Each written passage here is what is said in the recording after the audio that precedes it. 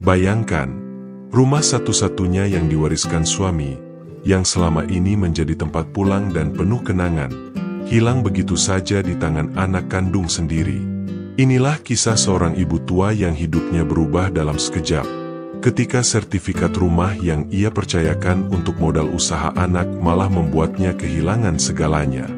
Kisah ini penuh haru, pengkhianatan, dan ketegaran hati seorang ibu. Tonton sampai habis, karena di akhir cerita, Anda akan mengerti bahwa kehilangan harta bukanlah akhir segalanya, tapi kehilangan kasih dari anak sendiri adalah luka yang paling dalam. Jangan lupa klik tombol subscribe, nyalakan lonceng notifikasi, dan dukung channel ini agar kami terus menghadirkan kisah-kisah nyata yang menyentuh hati Anda.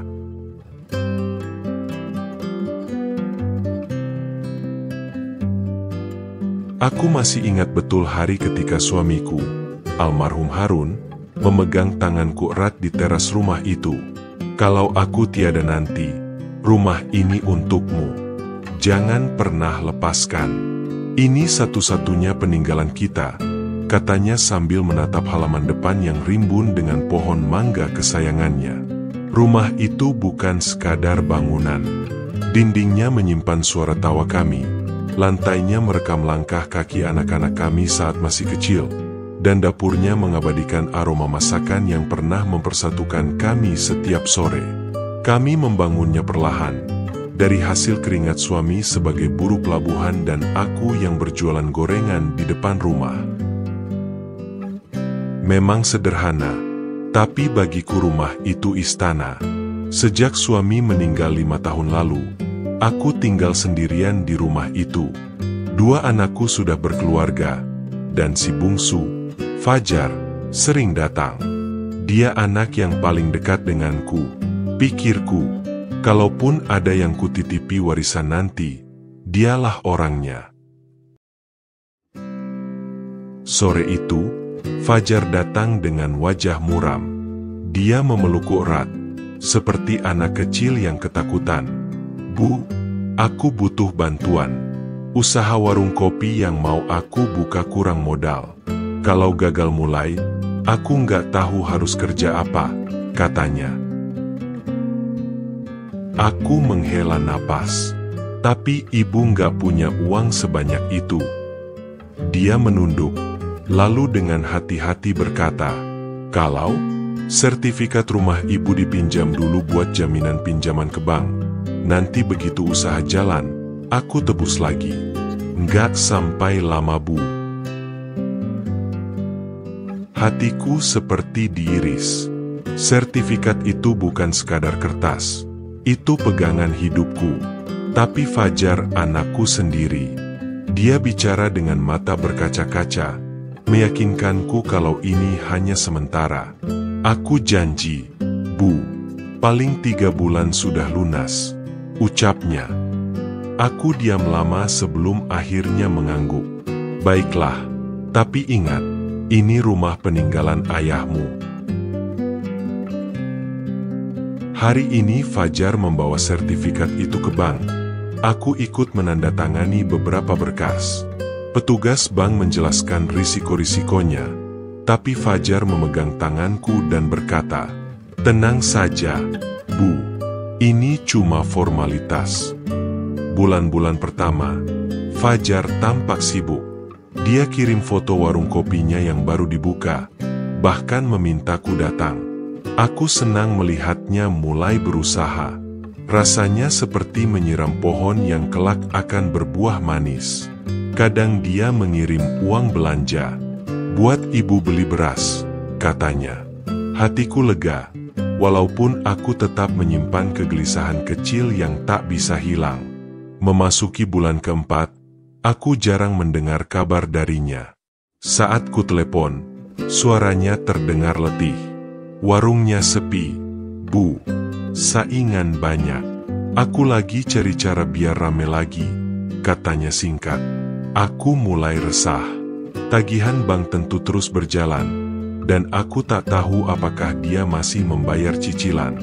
Aku ingin bertanya, tapi takut menyinggung perasaannya. Hingga suatu siang, seorang petugas bank datang membawa surat pemberitahuan tunggakan. "Bu, pinjaman ini sudah menunggak 2 bulan. Kalau tidak segera dilunasi, rumah akan disita," ujarnya datar. Aku lemas seketika. Ternyata selama ini Fajar tak lagi membayar. Aku mencoba menghubungi Fajar berkali-kali, tapi nomornya sulit dihubungi. Saat akhirnya terhubung, jawabannya hanya, "Maaf, Bu, aku nggak sanggup bayar. Aku juga lagi dikejar utang lain." Aku menangis malam itu, bukan hanya karena rumah akan hilang, tapi karena anak yang kupeluk sejak lahir tega meninggalkan beban sebesar ini di pundakku. Beberapa minggu kemudian, petugas datang dan memberi waktu 3 hari untuk mengosongkan rumah. Aku merapikan barang-barang sambil meraba setiap sudut, pintu yang pernah dicat suamiku, meja makan tempat kami bercengkerama, bahkan retakan kecil di dinding yang dulu kami biarkan. Saat hari itu tiba, aku berdiri di depan rumah, menatapnya sekali lagi. "Maafkan aku, Harun, aku tak bisa menjaganya," bisikku.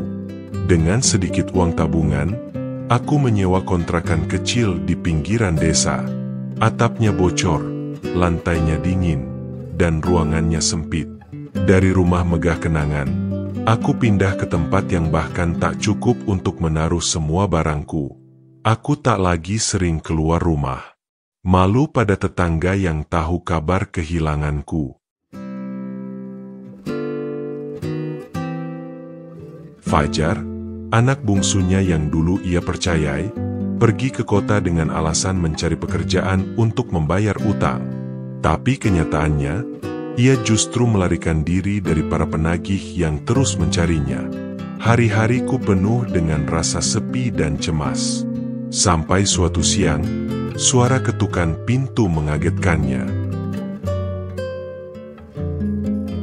Ketika pintu dibuka, berdirilah seorang pria berwajah garang dengan tatapan tajam. Di belakangnya, 2 orang lain menunggu sambil menyilangkan tangan di dada. "Ibunya Fajar?" tanyanya dingin. "Iya, saya," jawabku gugup. "Kami mencari Fajar, anak ibu. Dia punya utang yang belum dibayar. Dan karena dia tidak bisa dihubungi, kami datang ke sini." Jantungku berdegup kencang. Tapi, saya tidak tahu dia di mana. Sejak ke kota, dia belum pernah pulang. Pria itu menghela napas kasar. "Kalau begitu, ibu yang harus bertanggung jawab. Ini jumlahnya." Ia menyerahkan kertas berisi angka yang membuat lututku lemas. Jumlahnya jauh lebih besar dari yang kubayangkan. "Ibu bayar, atau kami akan ambil barang-barang di sini," ucapnya tegas. Air mataku jatuh dan berkata, "Saya sudah kehilangan rumah. Tidak ada lagi yang bisa saya berikan. Saya hanya punya baju di badan ini." Para penagih itu saling pandang. Salah satunya berkata, "Kalau begitu, kami akan kembali minggu depan.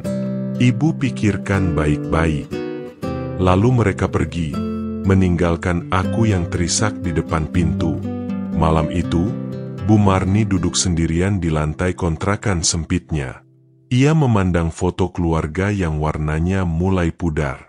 Dalam hati ia bergumam lirih, "Nah, kenapa semua ini harus terjadi? Apa salah ibu padamu?" Suatu hari Fajar datang, tapi kunjungannya terasa hambar. Dia hanya duduk sebentar, lalu pamit. Tak ada lagi janji-janji manis, hanya tatapan yang menghindar. Aku sering bertanya pada diri sendiri, salahkah aku mempercayai anakku? Atau salahkah aku karena terlalu mudah luluh? Kadang aku merasa marah, tapi di sisi lain, rasa cinta sebagai ibu tak pernah hilang. Bagaimanapun, dia darah dagingku, tetapi luka itu tetap ada. Setiap kali hujan deras mengguyur atap bocor kontrakan ini, aku teringat rumah lamaku. Tempat di mana aku merasa aman, kini jadi milik orang lain. Aku mencoba berdamai. Aku tak ingin sisa hidupku dihabiskan untuk marah. Tapi aku juga belajar, kasih sayang seorang ibu tak boleh membutakan logika. Kepercayaan itu berharga, dan jika disalahgunakan, lukanya dalam. Kini, setiap sore, aku duduk di depan kontrakan, menatap langit jingga, sambil berbisik, "Suamiku, aku sudah mencoba menjaga rumah kita.